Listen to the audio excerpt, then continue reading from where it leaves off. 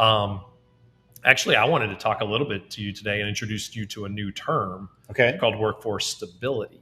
Okay. So I'm interested. I was introduced to this concept from a friend of mine, Brian Walsh at Metalworks, and he's done some work with this group of people that talks about workforce stability. And the concept behind it is that companies spend hundreds of thousands of dollars Yep. to develop people and get them in the door. And what are you doing to keep that Sure. workforce stable? Because if you just have a line out the back door and they're going across the street for 50 cents more Doesn't an do hour, you any good. it does you no good. And Right. plus you're spending, I mean, you don't have to tell me, but I'm sure there's a cost to bringing on onboarding an employee in your shop, which is, by the way, Tony shop's on fire. It's super busy. Everyone is like you can't really even get them to talk to you right now because they're so busy, but that's a good thing.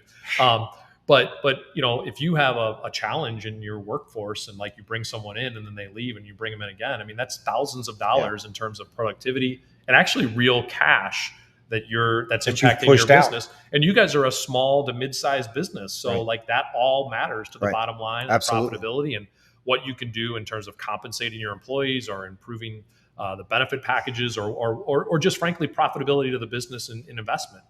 So this whole workforce stability thing is really interesting. As a matter of fact, I have a book for you that I started reading. Got a book. This author, Ruth, is writing. See, workforce stability. There you go. There you go, Ruth.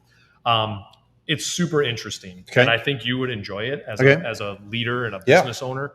And just it kind of talks through some things that are so much more about common sense, but we're just not thinking about it as an industry. We're starting to write more about this in our media brands, plastics technology.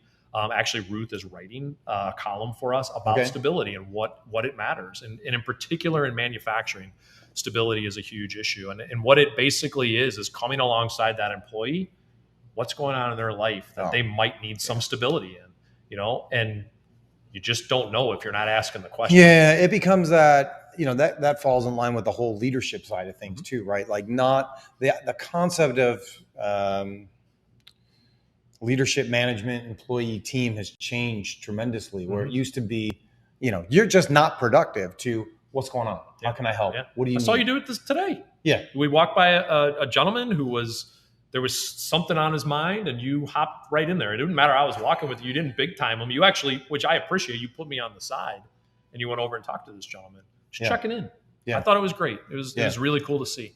So Mary Kate, maybe we'll contact Ruth and see if she wants to come on and be part of the show and tell us more about workplace stability, creating conditions that lead to retention, productivity, and engagement in entry-level workers.